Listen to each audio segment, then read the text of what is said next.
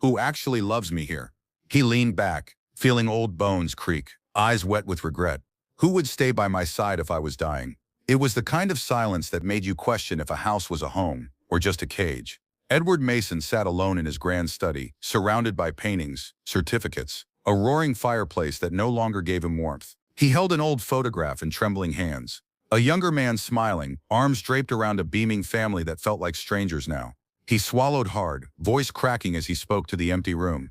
His wealth was legendary: mansions, sleek cars, acres of land, a giant corporation with his name on it. But none of that could buy loyalty or mend a broken family. Late that evening, Edward called for two men he trusted more than anyone: Mr. Harris, his meticulous lawyer who knew every secret, every account, and Dr. Grant, the family physician with sad, knowing eyes. They sat in the dimly lit study as the old man whispered his plan. "I want to pretend I'm dying."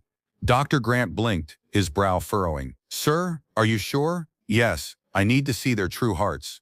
Mr. Harris cleared his throat. "Then let me move half your wealth to a hidden account. If they're pretending, they'll find nothing." Edward gave a weary smile and nodded. "Good, do it." Dr. Grant leaned forward. "I'll tell them you have cancer, 6 months to live." Edward sighed deeply, like a man preparing to watch his own funeral. "Do it. Let them reveal who they really are." Outside the study, the house was quiet, unaware of the test that was about to begin. That night, Edward stared at the ceiling, fighting tears. "God, help me see the truth." As the wind howled against the mansion walls, the old man closed his eyes, knowing tomorrow his performance would begin, and no one would be ready for what they were about to show. Morning light fell cold and gray across the grand mansion. Edward coughed so loudly the staff flinched. He refused breakfast, turning away weakly, his voice a rasp. "Leave me alone." The charade had begun. Word spread quickly through the family. Margaret, his wife of 30 years, wrung her hands in worry at first. Daniel, the second son, scrolled his phone restlessly but muttered, "We should call Dr. Grant." Julia, the eldest daughter, insisted, "Now, call him now." Dr. Grant arrived quickly, his face solemn as he performed the act. He checked Edward's pulse, listened to the chest wheezing, then turned to the gathered family in the parlor. "I'm sorry, your father is very sick. It's advanced cancer. He may not live more than 6 months." The room fell into horrified silence. Before continuing this exciting story, if this is touching something deep in you, don't forget to like the video and subscribe. And tell us in the comments, has anything like this ever happened in your own family? Let us continue.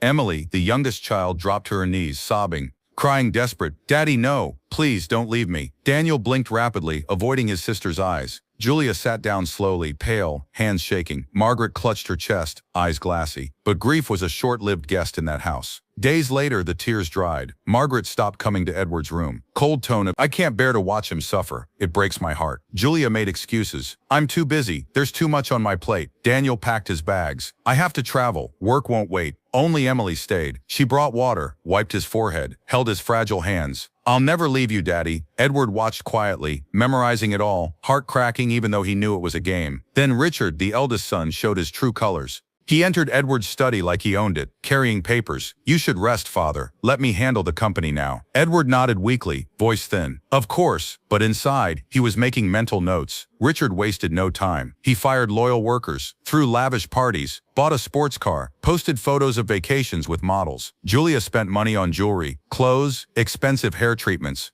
Daniel began wiring large sums to a woman he'd met online, buying her flights and gifts. Meanwhile, Emily sat by Edward's side every night, feeding him soup with trembling hands, crying silently whenever he coughed. "I'll be here forever, Daddy. You're not alone." Edward closed his eyes, letting a single tear slip down his cheek, not from sickness, but from knowing the real disease was the greed in his family's hearts. The mansion grew colder, quieter, like death had already claimed it. Emily often slept on the floor beside Edward's bed, listening to his ragged breathing, brushing his gray hair back with gentle fingers. "Daddy, please eat something." She spooned porridge carefully into his mouth, wiped away dribbles with a soft towel. Edward would wheeze thanks, clutching her hand like a lifeline. Meanwhile, downstairs, Richard was celebrating. Music blared as friends poured drinks in the parlor, laughing over Edward's imminent inheritance. "Soon it'll all be mine." Margaret wandered the halls aimlessly, refusing to check on her husband. Daniel sent quick texts from faraway cities, rarely calling. Julia posted selfies from shopping trips, hashtags about healing and family first, while never visiting his room. Edward heard it all, Even when too weak to lift his head, he heard Richard tell the staff, "Prepare the company boardroom. I'm taking over officially." In the office, Richard fired loyal managers. Mr. Parker, who had worked with Edward for 28 years, protested. "Sir, Chief Mason is still alive. Shouldn't we wait for his instructions? Get out. You're fired." Miss Taylor, another staff member, tried to calm things. "Perhaps form a team to support you until he recovers? You're all fired too." Security dragged them out as Richard smirked. Back home, Emily was crying in Edward's room, wiping his fevered brow. "Daddy, they're fighting over your company while you're here dying." Edward blinked, his eyes red. "I know, Emily, I know." He pretended to cough hard, drawing sympathy only from her. Late one night, Emily went to Margaret, pleading, tearful. "Mom, please, let's fly him abroad. Maybe there's hope." Margaret sighed dismissively. "It's too expensive. What if he dies there? It's a waste." Emily covered her mouth to stop from screaming, tears streaming. She ran back to Edward's bedside. "I won't leave you, Daddy, even if I'm alone." Upstairs, Edward squeezed her hand, while downstairs Richard planned his next party, unaware his father was still watching, listening, remembering every betrayal for the day of reckoning.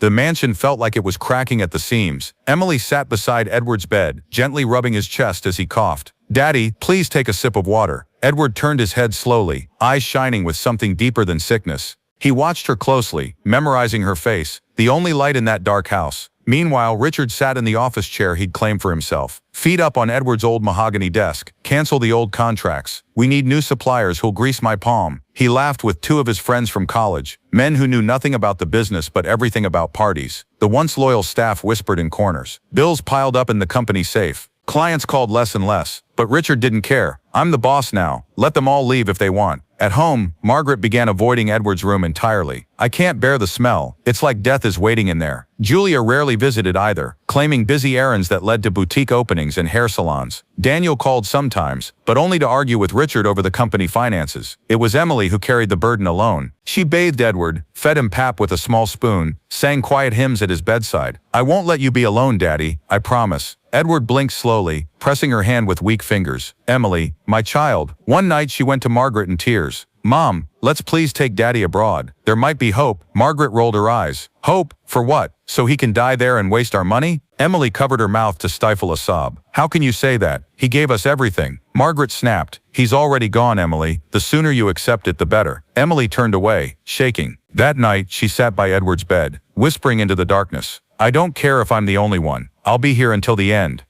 Edward lay motionless, eyes open, listening to the sounds of betrayal echo through his house. Downstairs, Richard poured drinks for his friends. Music thumped against the expensive walls. "To my father, may his money be mine soon." They all laughed. Margaret locked herself in her room, ignoring the noise. Daniel, in another city, spent the night texting a woman he'd met online, wiring her money he'd quietly taken from company accounts. Julia posted selfies at a cocktail bar with captions like "Family first," never once thinking of her father dying at home. Emily wiped Edward's forehead with a damp cloth. "Daddy, please fight, please." He turned his head weakly. "I'm watching them all." Emily blinked back tears. "What do you mean?" Edward sighed but didn't answer, too tired to explain the depth of his plan. The next day, Richard barged into Edward's study with papers. "Sign these. Let me fully control the company." Edward squinted at him. "You think it's time?" "Of course. Rest. I'll handle everything." Edward's hand trembled as he signed, knowing exactly what he was doing. Richard smirked and walked out, already dialing his banker. "Double my account limit. I'm the new boss now." Back in Edward's room, Emily fed him spoonfuls of thin porridge. She tried to smile but kept choking on tears. "I don't know what to do anymore." Edward touched her cheek gently. "Stay. Just stay, Emily." Outside the door, the rest of the family argued over money they didn't even own yet. But Edward heard everything through the walls, a bitter witness to the poison he'd unleashed to reveal the truth. The next morning, Emily woke to Richard's voice booming through the hallways. "Where's Emily? I need to talk to her now." She rushed out of the room, hair messy, eyes swollen from crying. "Stop yelling. He's sleeping." Richard waved a stack of papers in her face. "These expenses are insane. Medicine, food, caretakers. We can't waste more money on him." Emily's eyes widened in horror. "He's our father. He's sick. He's dying, Emily. Let's not lie to ourselves." Emily slapped him hard across the face. The sound echoed. "Don't you ever talk about him like that." Richard held his cheek, eyes blazing. "You'll regret that." Meanwhile, Daniel called Margaret from the city. "Sell one of the lands. We need cash flow." "Richard's mismanaging everything." Margaret sighed dramatically. "Let him die first. Then we'll sell what we want." Emily overheard from the stairs and nearly fell from shock. "Mother, How could you? Margaret turned slowly. I'm being practical. You should learn. Emily ran back to Edward's room, heart shattering. She found him awake, eyes wet. I heard everything. Emily sank to the floor beside him. I'm so sorry, Daddy. I don't know what to do anymore. Edward laid a shaking hand on her head. You're the only one who stayed. Emily wiped her tears, her eyes narrowing with new resolve. I'll fight for you, Daddy, even if it's just me. The house fell into a routine of betrayal. Richard spent most days in Edward's old office, feet up on the grand desk, phone in hand. He laughed with bankers, approved reckless spending, and waved away calls from worried suppliers. I'm the boss now. Dad can rot in bed for all I care. Meanwhile, Daniel returned from a trip and stormed into the company building, finding it in chaos. Papers were stacked everywhere, phones ringing unanswered, old staff missing. Where is Richard? Get him here now. A frightened junior clerk pointed upstairs. Daniel burst into the office, fists clenched. What the hell are you doing? Richard sat back smirking. Managing the company. You want to help? Get lost. Daniel slammed the door shut behind him. You fired loyal workers. You're buying cars and throwing parties while bills pile up. Richard stood slowly, jaw tight. Watch your tone. I'm in charge now. They were nose to nose, breathing hard. You're destroying everything Dad built. Daniel spat. Richard shoved him back. Daniel swung, catching him on the jaw. They crashed into chairs and fell, punching wildly. Secretaries screamed and security rushed in. Richard's voice cracked with rage. Get him out! He's finished here. Daniel struggled as guards pulled him away, eyes blazing with hate. Meanwhile, back at the mansion, Emily was cleaning Edward's face with a warm towel. They're fighting again, Daddy. Over your money, your company. I'm so sorry. Edward's eyes were wet, but he didn't look away. Let them show me who they really are. Emily shook her head, tears dripping onto the bedsheets. I don't understand how they became like this. What did we do wrong? Edward closed his eyes, voice raw with grief. I thought giving them everything would teach them love. Emily squeezed his hand tight, her own heart breaking as thunder rumbled outside, rattling the old windows like the walls of a family collapsing. Rain lashed against the mansion windows all night. Emily barely slept, listening to Edward's labored breathing. When dawn finally broke, she made a decision.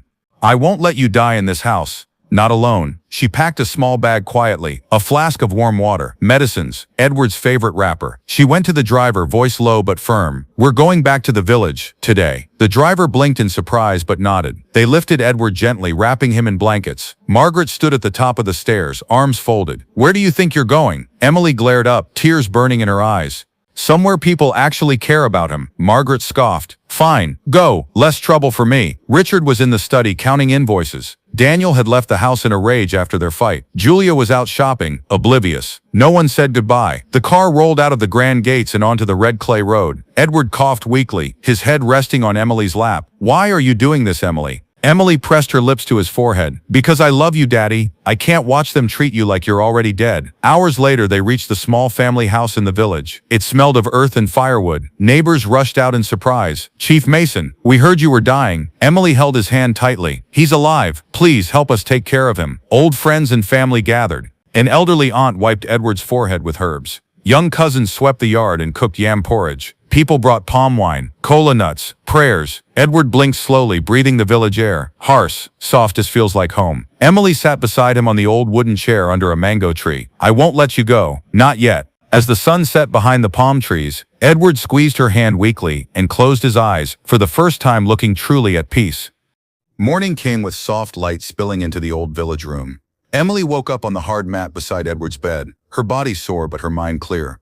She sat up slowly and watched her father sleep. His breathing was easier here, less rattling, more peace. She reached out, brushing his gray hair back. Daddy, please stay with me. I'm not ready to say goodbye. Outside, chickens clucked and children laughed, their voices rising in the cool dawn. Neighbors came one by one with gifts, bundles of yam, palm oil, fresh herbs. An old uncle entered quietly, leaning on a cane. Chief Mason, you're home now. We will not let you die alone. Edward cracked a tiny smile, his lips dry. Harsh, grateful. Thank you, my brother. Emily wiped a tear, watching them with relief. She remembered the mansion, its silence, the cold eyes of her mother, Richard's laughter as he threw parties, Daniel's angry shouts, Julia's careless spending. She felt her stomach turn. How could they forget so easily? But here in the village, they remembered everything Edward had done. He had paid school fees. He had built the borehole. He had funded the clinic. An old woman sat at the door, eyes wet. Chief Mason paid for my son's apprenticeship. Without him, we would have starved. Emily wiped at her eyes. She felt her heart crack and heal at once. Edward opened his eyes slowly and looked at her. Emily, this is my real wealth. Emily leaned closer, tears falling freely. I know, Daddy, I see it now. I wish they could see it too. He took her hand with surprising strength. Promise me you won't leave me here alone. Emily pressed his hand to her cheek. Never. Even if I'm the only one left, I'll stay. Outside, thunder rumbled on the horizon, hinting at a storm that was far from over, even here, in the quiet safety of home. Life in the village brought Edward Mason a fragile peace. Emily woke early every day, fetching water from the well, cooking thin porridge, crushing herbs from the local healer. She'd return to the room to find Edward awake, eyes tracking her like he was memorizing her face. Good morning, Daddy. Time for breakfast. Edward managed a small nod, mouth dry. Thank you, Emily. Neighbors visited with gifts, plantains, cassava, eggs. An elder sat beside Edward under the mango tree one afternoon. Chief Mason, you see now who truly values you. Edward blinked slowly, feeling tears threaten. Yes, not the mansion, not the company, these people. Emily sat nearby, listening. She wiped her face with the edge of her wrapper. They treated you like treasure until you were too sick to move. Then they left you to die. Edward's hand trembled on the chair arm. My own family, my wife, my children. Emily shook her head firmly. Not all of us, Daddy. Not me. He looked at her with a mix of sorrow and gratitude. You are my true wealth. Villagers passed by, greeting them warmly. Chief Mason, Emily, good afternoon, oh. Edward managed a smile, feeling human again. Emily fed him roasted plantain carefully. I'll never leave you, even if I have to carry you forever. Edward's eyes filled with tears that finally spilled down his weathered cheeks. Then promise me, when I'm gone, don't let them break you. Emily squeezed his hand. I promise, but you're not going yet. As the evening wind rustled the mango leaves, Edward sighed deeply, knowing decisions still lay ahead, and truth would soon be forced on everyone. News spread slowly back to the city. Rumors that Edward Mason was still alive, that he'd been seen sitting outside his village home. Richard heard first, on a phone call with an old supplier. What do you mean he's alive? He has cancer. The caller hesitated. Well, they say he's better. He's talking, even walking some days. Richard slammed the phone down, pacing. This ruins everything. If he comes back, I'm finished. Meanwhile, Daniel returned to the mansion unannounced. He found Margaret in the sitting room. Mom, tell me you know about Dad being in the village. Margaret blinked, caught off guard. He went with Emily. Let him stay there if he wants. Daniel exploded. Are you insane? If he's alive and talking, we're all in trouble. Margaret rolled her eyes. What, you're scared he'll cut you off? You sold his hotel, remember? Daniel pointed a shaking finger at her. You let Richard destroy the company. You both sat back while he ruined everything. Don't you dare lecture me. Julia walked in with shopping bags, stopping short at the shouting. What's going on? Daniel turned on her. Bitter, angry. Maybe you should visit your father sometime, instead of buying shoes. Julia dropped her bags, face red. Don't talk to me like that. I cried for him. Daniel laughed cruelly. You cried for the inheritance. As the mansion descended into another screaming match, no one noticed Emily's quiet text to Dr. Grant. Please, come to the village, we need you.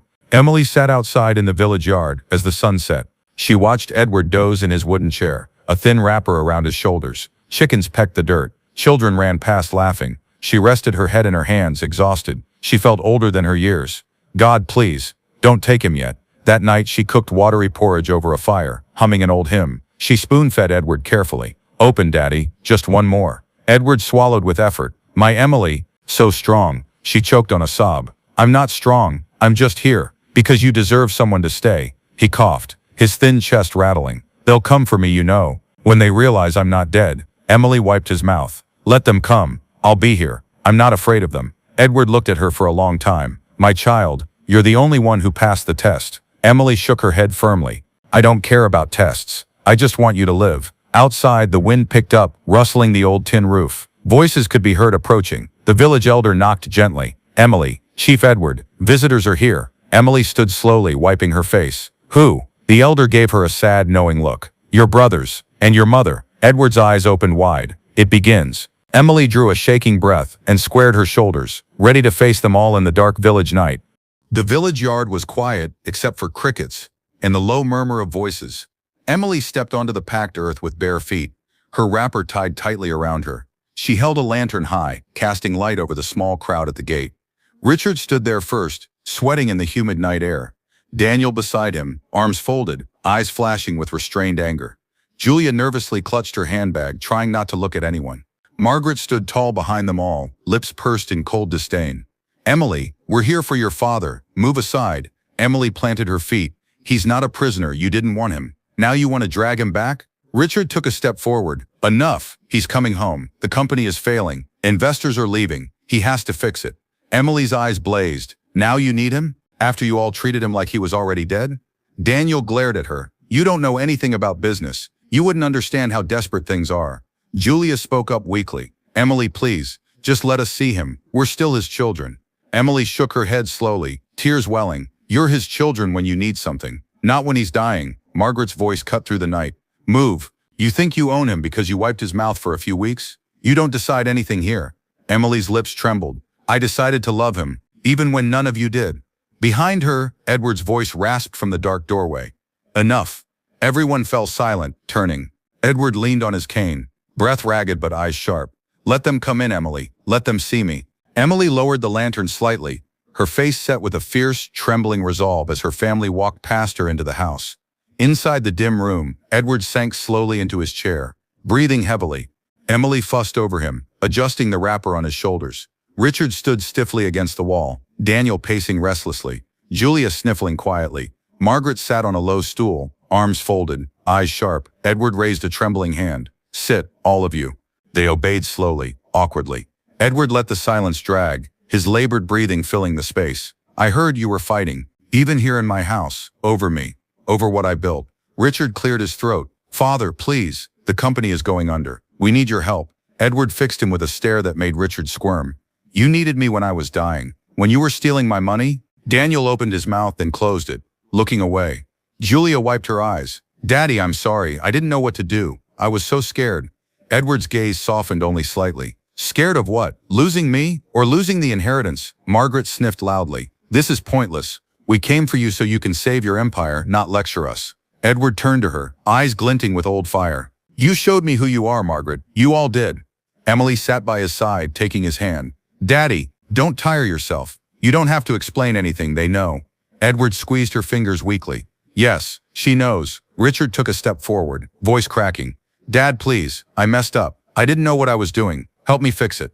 Edward looked at him long and hard. Did you ever think of fixing this family first? The words hung in the air like a heavy curse as thunder rolled outside, rattling the old tin roof. Morning broke slowly over the village, golden light seeping through gaps in the mud walls. Edward sat outside under the mango tree, breathing the cool air. Emily sat beside him, head resting on his shoulder. Richard, Daniel, Julia, and Margaret sat nearby, quiet, subdued. Birds called in the distance. Edward cleared his throat painfully, hoarse, serious. Listen to me. This is the last thing I will say about it. He turned to Richard first. You destroyed what I built. You fired loyal people. You spent like a fool. If you want my forgiveness, go back, apologize, rebuild it. But you do it yourself. Richard swallowed hard, tears filling his eyes. I will, I promise.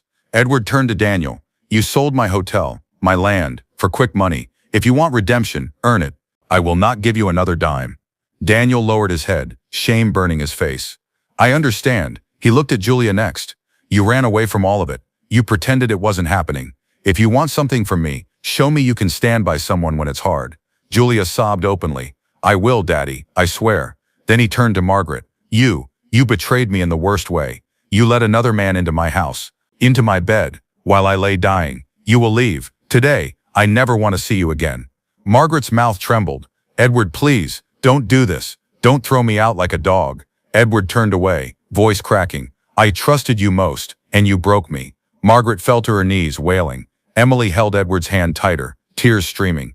Daddy, it's enough now. Rest, please. Edward closed his eyes. I leave everything I have left to you, Emily, because you stayed. Emily shook her head, sobbing. I don't want it. I just want you. Edward managed a tired, sad smile. That's why you deserve it. As the family fell silent, the village woke around them, full of life. Edward closed his eyes in the dawn light, the wind whispering through the mango leaves, finally at peace in the arms of the one who truly loved him. If this is touching something deep in you, don't forget to like the video and subscribe. And tell us in the comments, has anything like this ever happened in your own family?